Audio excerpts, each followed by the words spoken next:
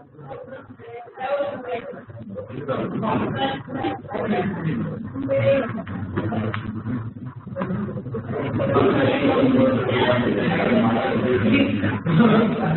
guys, let's get going here. Some of you who've already met, to our first time, some of you are learning us today, so welcome. You are newly initiated. I'm going to do further in that. Very happy to have you guys here for haven't been already a presentation together, various places around the world where we have academia to do with founding and investigation of the food. I think it's going to be an interesting event. That has already been an interesting event for us. We're working for almost 6 months to coordinate with everybody around the world. But we're very excited to have to go into the Barcelona. We have a great team of recently graduated GAC family, as well as GAC staff. I'll introduce Fatima Kulu, which we met most of you already found out. She's the director of the master's program here, and will be with us throughout 2 weeks. We also have Studio Dandi, who will be joining us a little bit later, as well as Ian Cambrone, who is our electronics guru. Rodrigo Rubio, who's our solar house architect guru. Matilde Carrego will be dealing with the actual publication that will be producing from this. Anastasia Sofiu and Alexander Dubor were not here with us yet, but they will be in the Fab Lab, so we'll be producing. You'll certainly get to know them. I also want to introduce our team of Macaroni. First and foremost, Rodrigo Aguirre, who some of you also had some time with on Friday night. Rodrigo has just graduated from the 2-year master's course, and he also was with us last summer through the summer school. Jordi Vivaldi, over here. John Akanish, Jin Shibu, Robert Garita, Drew Parsons, was with us, so we'll be back. Doris Sadan, also George Sucos,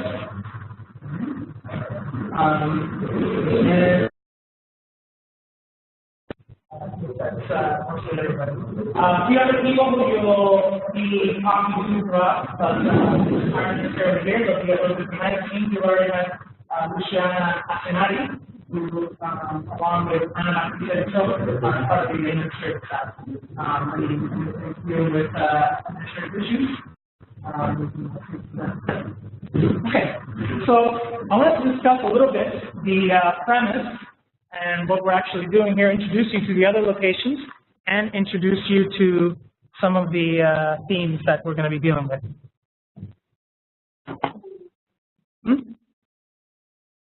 See. We'll eventually introduce Atray, who is our coordinator in Mumbai. He's there with a group of students ready to work with us. In the afternoon, we'll do a global opening with all of the locations at the same time. So essentially, why do we want to look at this topic? Over the last few years, we've done various different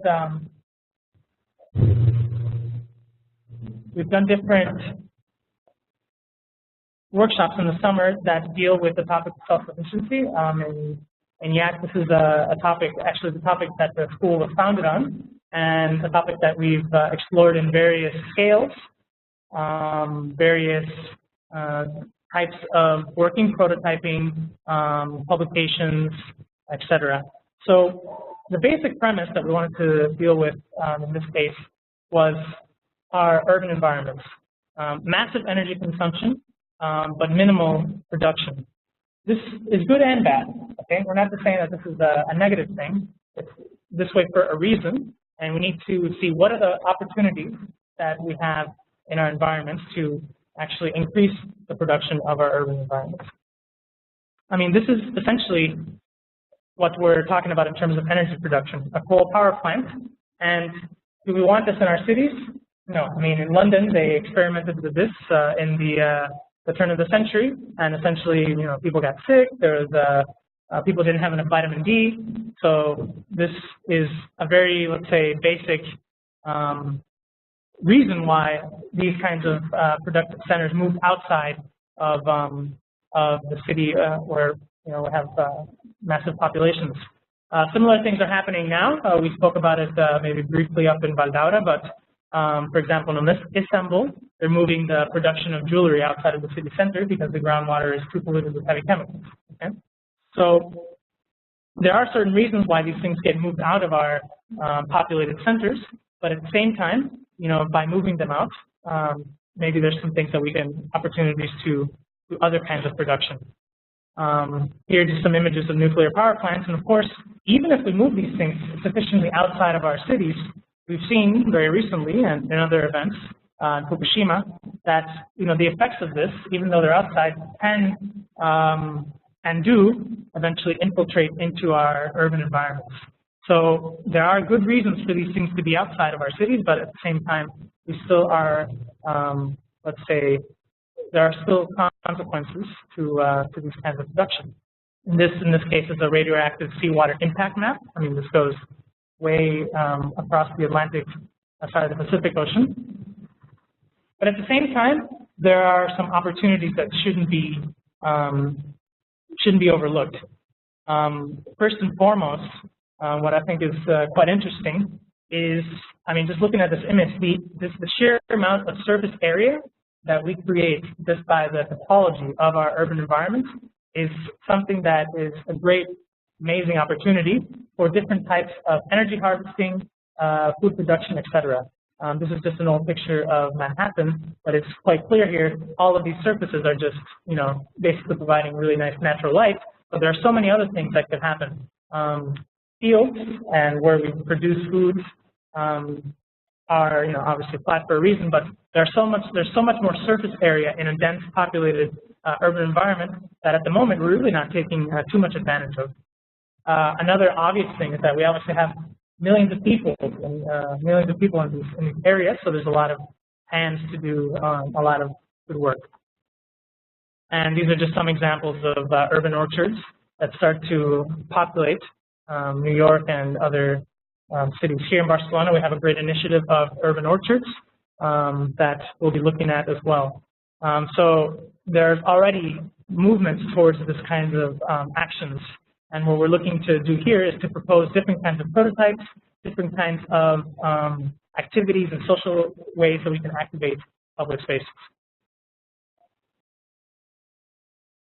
These are the four main themes that we're going to be looking at, and the four main topics that you guys are going to be working with. The production of energy, food, objects, and knowledge, which we consider are the four main elements to a self-sufficient habitat. Okay? Cities already produce a great deal of knowledge, much more knowledge than, let's say, rural environments, depending on how you look at it. But we have been, for the reasons spoken about before, have been disconnected from the production of other elements, such as energy and food. In the case of objects, we have a really interesting example right here coming out of the Fab Lab Barcelona, which is the Fab City project. The director of the Fab Lab Barcelona, along with his team, Tomas Diaz and his team, have started this project for Barcelona to become the first Fab City. Okay, so we have a Fab Lab here that you'll be interacting with, but there are also two other Fab Labs in the city that are just kind of starting now, one in Les Corts and one in Ciudad Meridiana.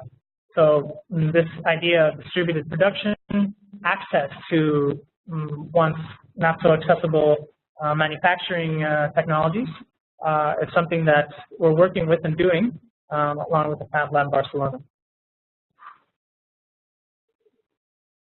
So this is the map of the participating universities. We have other partners that we've actually been working with quite a lot that aren't on here, but I'm putting here the places where we have students and YAC alumni participating in a similar organization as what we have here.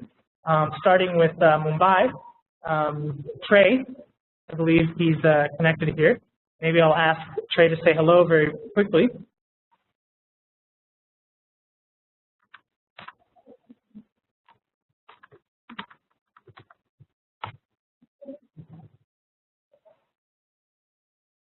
Hello, Trey. Can you can you say hello? I am saying hello. Can you hear me? Yes, we can hear you now. How was everything in Mumbai today?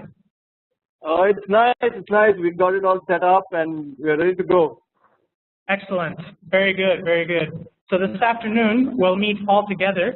It would be fantastic if you guys could have a webcam or something so we could see your faces over there. Yeah. Absolutely. Absolutely. Yes, we will. Excellent. Thank you so much today. Yeah. Stay with us. All right. Yeah. So actually, Atre and Deepal are folks we worked with 2 years ago in the first attempt at really globalizing the global summer school. So we're very happy to have them back. They know what this is about and they know how to work in this manner. And this is the idea, that we have this kind of distributed, simultaneous workshop over these next 2 weeks.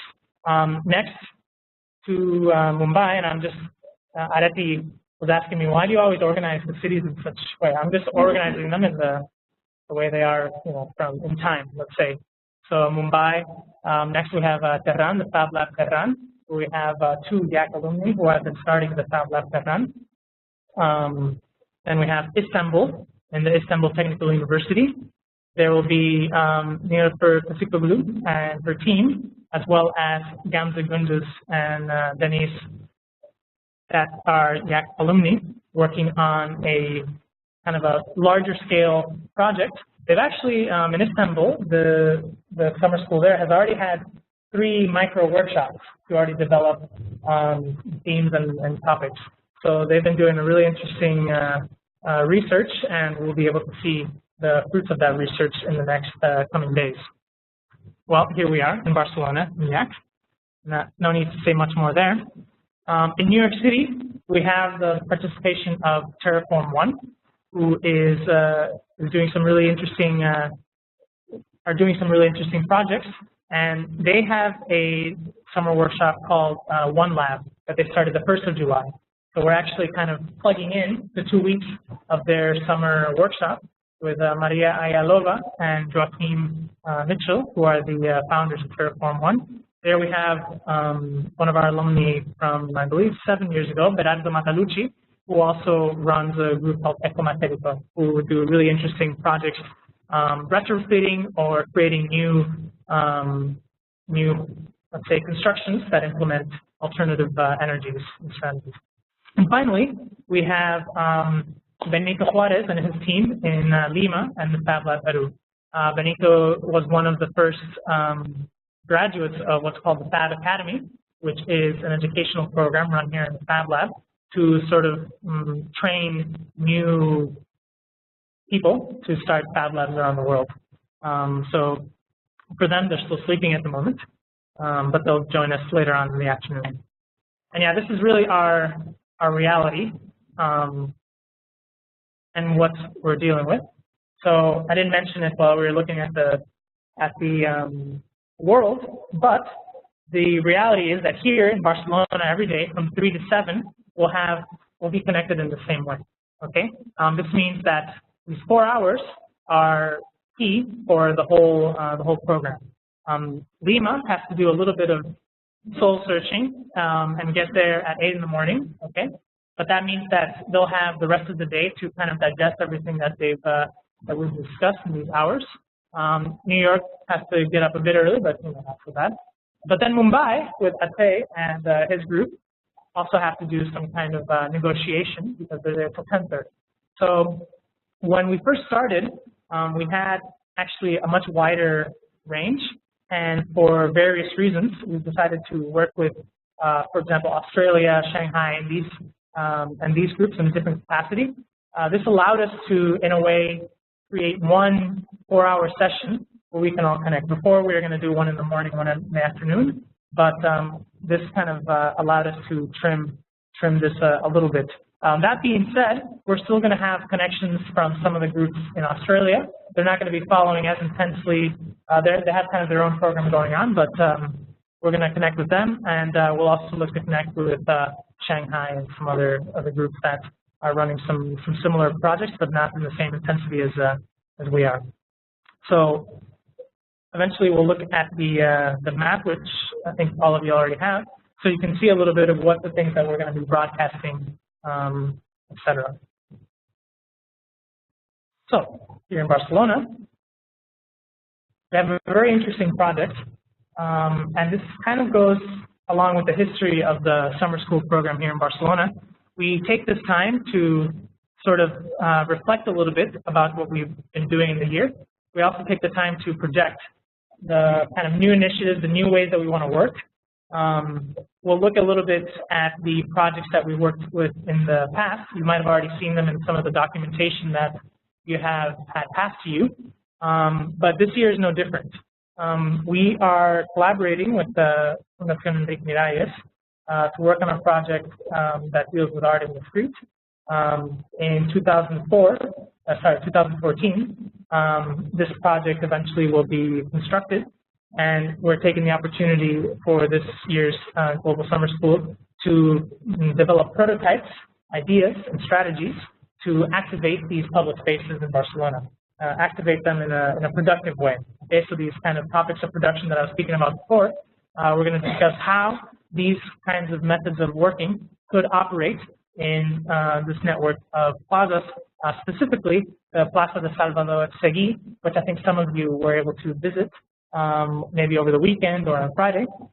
Okay, this is the plaza where we have the Filmoteca. So each of these plazas in the project that will be constructed in 2014 has a small team. Okay, so the team is made up of an artist, architect, let's say, a local school in Barcelona, and an international school.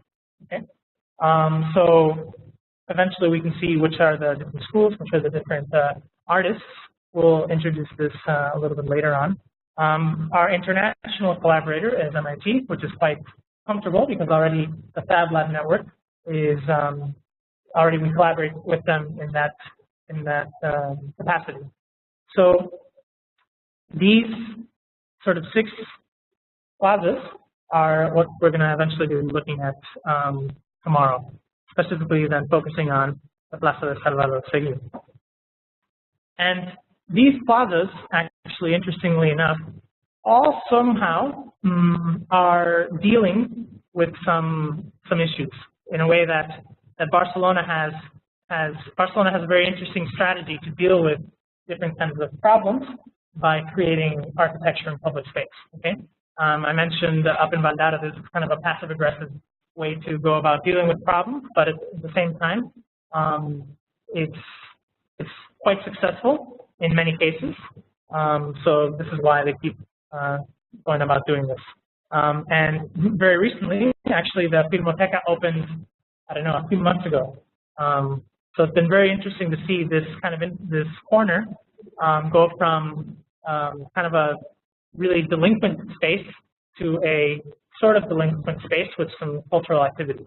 Okay, did you guys all visit there? Have you been there? Yes, you guys. Well, we'll go there today, this afternoon, so you'll see it in all its glory. So, I mean, interestingly enough, personally, while the Raval area tends to be seen as a kind of a problematic area for different reasons, it's also the place that personally I love to go to hang out, to go to bars, to socialize. For some reason, well, basically my house is pretty nearby over here. It's very easy to get to, but also the culture and the feeling of this area is quite nice. And as some of you have already noticed, there's some really nice places to socialize, and more there's better public spaces to hang out in. So this is a little bit what the place looks like now, kind of a barren plaza, starting to get over the hangover of the construction. I mean, because all of this was closed off for many years. there's some extremely, let's say, depending on how you look at it, historic places. I mean, there's what supposedly is the oldest bar in Barcelona, which is now also being kind of picked out on this corner in Barcelona. And all sorts of other interesting things happen here, and we'll be able to see this when we go.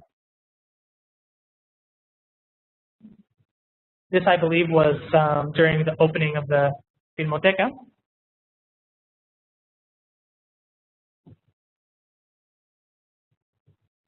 So obviously, I mean, people now see it as a place to congregate for other reasons than they have before. This activates the plaza socially, and that activation sort of, I don't know, in a way ameliorates the issues that the city felt they were having there before. Okay?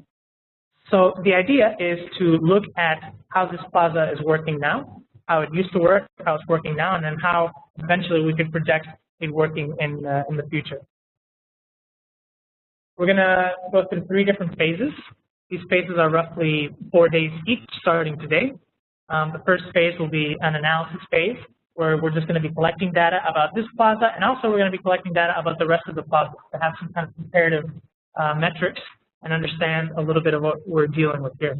The way we do analysis at YAC combines traditional methods of analysis that you already are equipped with. You become equipped with these kinds of architectural analysis, but also we're curious and we create our own devices for analysis.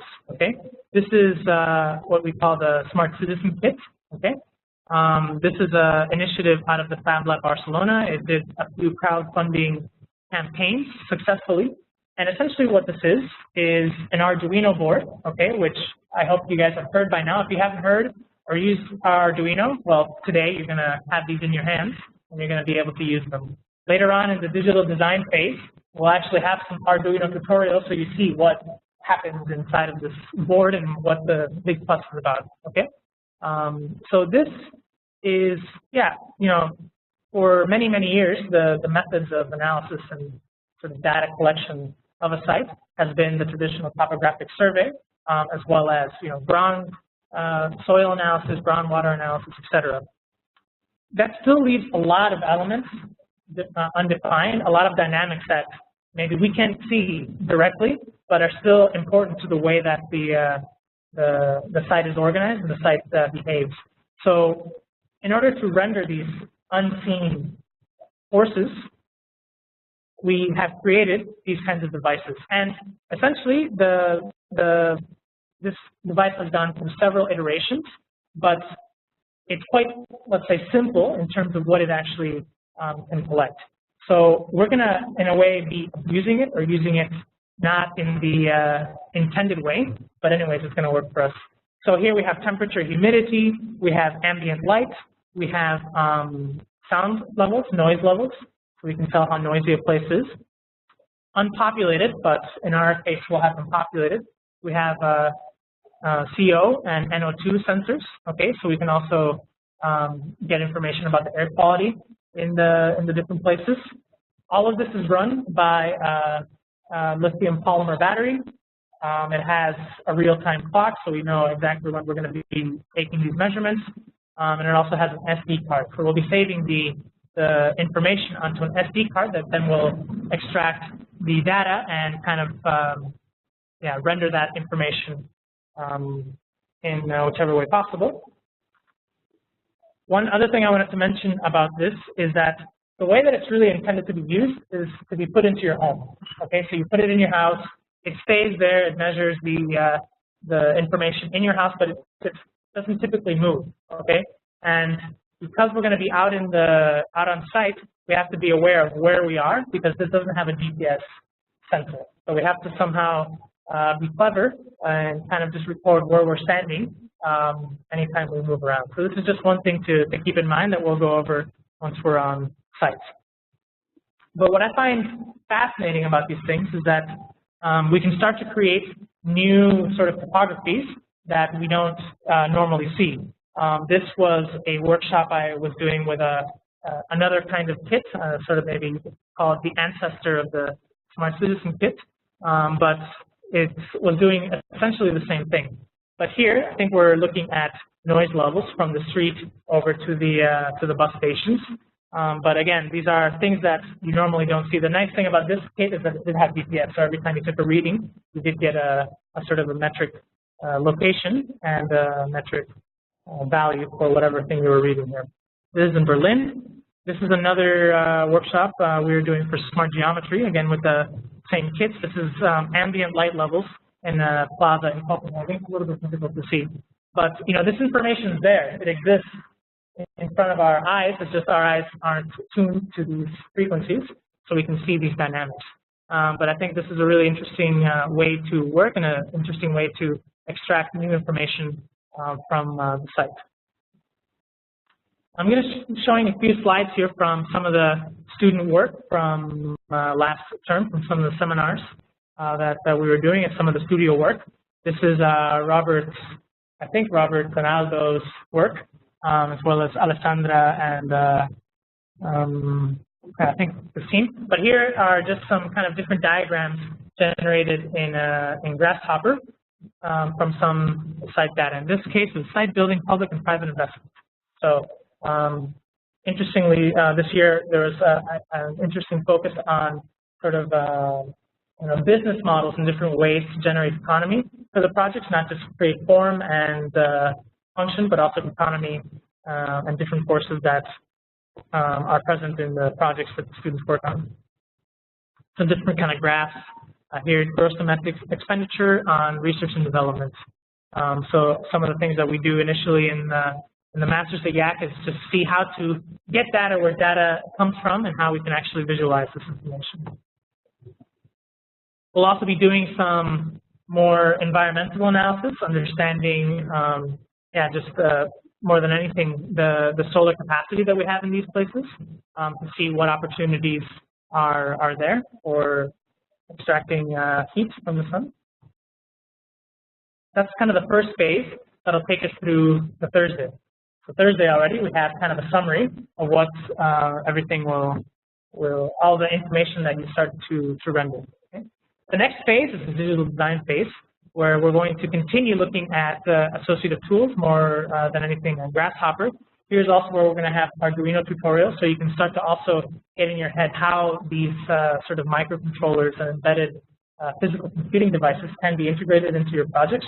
I'm just showing some slides that eventually caught my attention. This is from a project from Master Chama that was dealing with humidity sort of vortexes, so how to create surfaces that eventually create condensation to collect water. This is another project by Aldo Solazzo, that here he was sort of breeding a building based on a combination of solar analysis and evolutionary algorithms.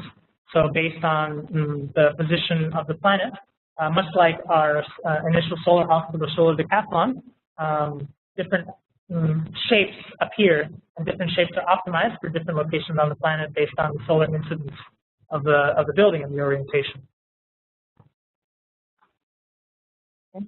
And the final phase that we'll be looking at, we'll be working with, is eventually prototyping all of this. Okay, so fabricating it, producing it. And here, well, I don't know, there's just some basic images of some scale models, okay? But really, we're going to be dealing with some pretty big machines, the CNC machine, the CNC milling machine, and the laser cutting machine. We have various sizes of laser cutters. We can cut some big stuff, we can cut some small stuff. So the idea is for everybody to have a decent-sized prototype. In previous years, not every year, we've dealt with one-to-one scale prototypes. This year, the scale will be defined according to the project, so it could be a one-to-one detail, let's say. But depending on the project, some of you might choose to work at different scales, and this will define as the projects develop. So basically, that is what I have from my part. I want to just show quickly some. Let's see how we're doing on time here. Okay. I wanted to show quickly the previous year's projects, although you might have already looked at it.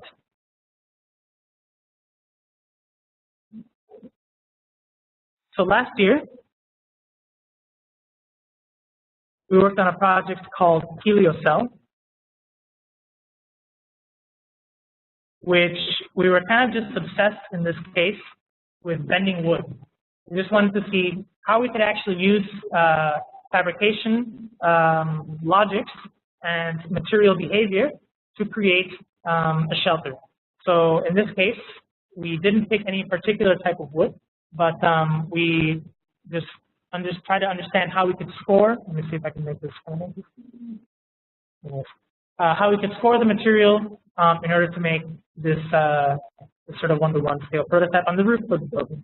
And this was very interesting for us because at the time we had this obsession, but at the same time we were able to integrate some of the solar panels from the solar decathlon house into this project.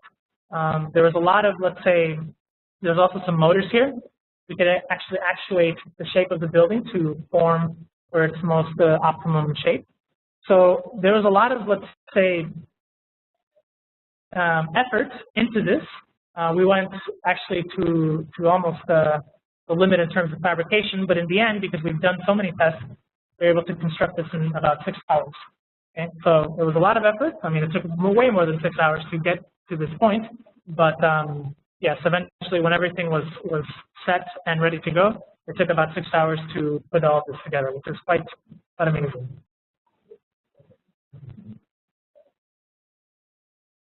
So yeah, I mean, I guess the idea here, the obsession here was to create an adaptable structure. And we used material behavior and physical computing to eventually get us to that state. The previous year, we had a collaboration again with Mumbai and some other schools, but we worked on what was called Networked City. So here we created this model that's kind of behind us here, which is an interactive model, essentially of a chunk of 22 Arroba, which is the zone that we are now, that started to speak about the different dynamics and different information that eventually could be shared amongst these different blocks. So we could see how much energy was being used when a super block had energy that it could share, when it was sharing from somewhere else. So it was a way to understand let's say an urban scale, a small urban scale, and how this could actually be networked much more than just the energy grid, the water grid, and the information grid that exists already. What other kinds of opportunities for networks can occur in these small blocks? So interesting thing here is we fabricated for the first time. I think this was the first time that we fabricated a kind of a professional board. I mean, we have the capacity to fabricate our own circuit boards here, but this was the first time we actually had, like, what, you know, if you open up your computer, what looks like to be a more professional board. So this was kind of a interesting point for us to see this process eventually of how to finish an electronics project to a very detailed level. Other years, we also worked again here on one-to-one. This is what we call the Rancho Digital, where we worked with a group of students from the Universidad Central de Venezuela in Caracas. We worked on what the topic that we call informalism. So how, let's say, organizations happen out of need. So in this case, we're studying the, let's say, informal structures, informal habitations of Caracas. One team had kind of a wall, another team had structure, another team had the floor, and eventually we were coordinating all of this in a digital model in Grasshopper that everybody could work together on. And another interesting part about this is that about 95% of the materials were recycled from the old solar house. So we also like to recycle as much as possible all of the elements that we can from other projects. In this case, this was 2009, where we also used it as an opportunity to develop ideas and a small prototype for the skin of the Fab Lab house. Okay, so what was produced in this 2009 summer school was kind of the facade system, how these panels could be fabricated here. So not just the form and the shape, but actually the whole production system.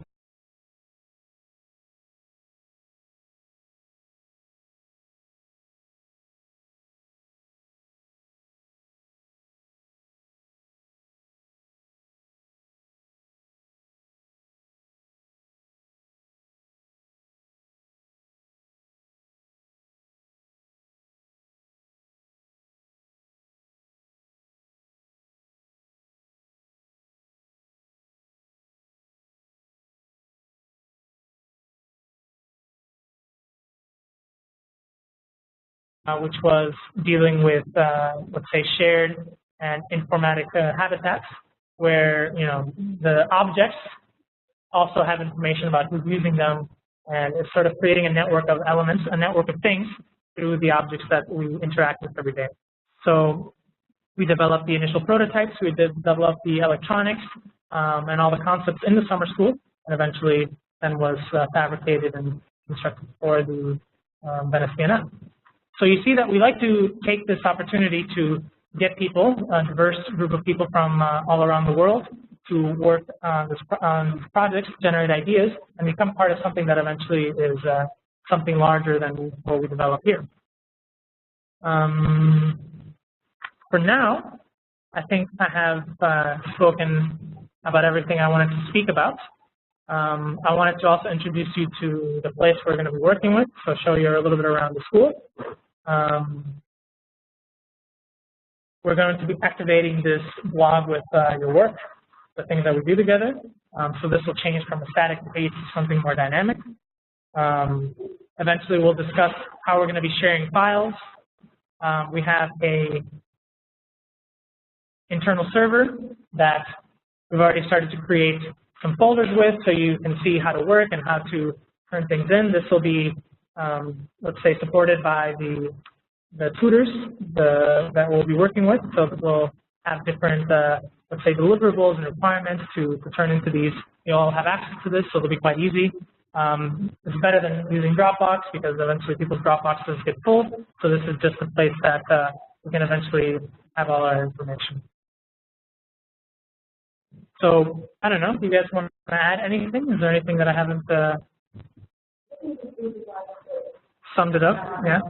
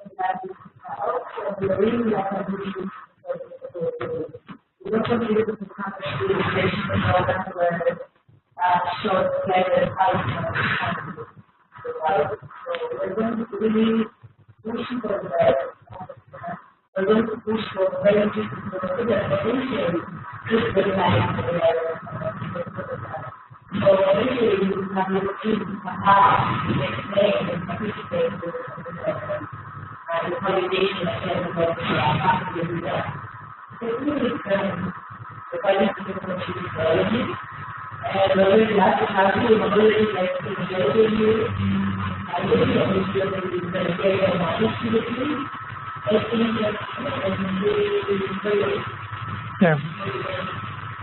What I didn't introduce, which I think is important, but is also in your brief and your agenda, is that we have a series of lectures that have kind of been chosen to augment the different topics that we're talking about. We have an avant-garde chef. We have a local architect that's built many things internationally. We have a kind of a crazy guy working on creating his own machines for creating his own materials.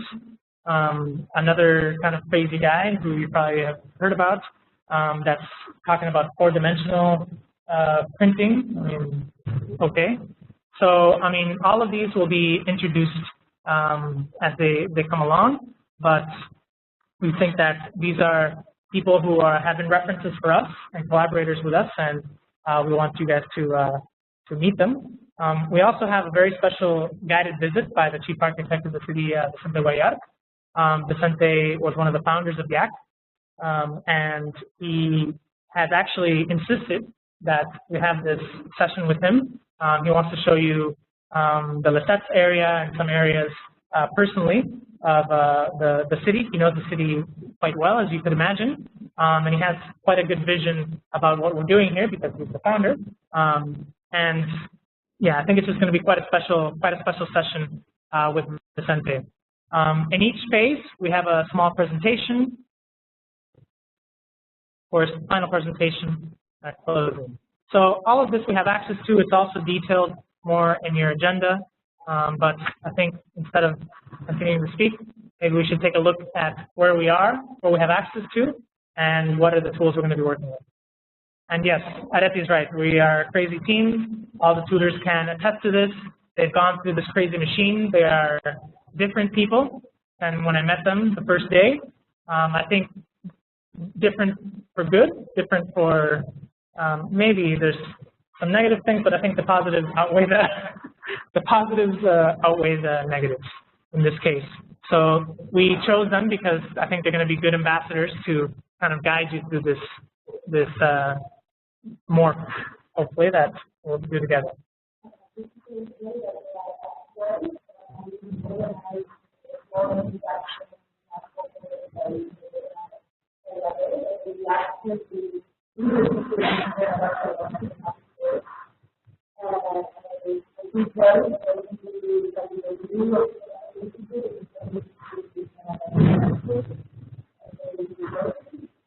Yep. Guillaume will also do a small introduction to the Smart Citizen, and then in the afternoon, we'll go out with the Smart Citizens to the site and start to capture some data right away. Okay? We'll do the welcome meeting, and then we'll have kind of a group analysis session at the agenda for today. Okay? So, today, thank you very much for hanging in there.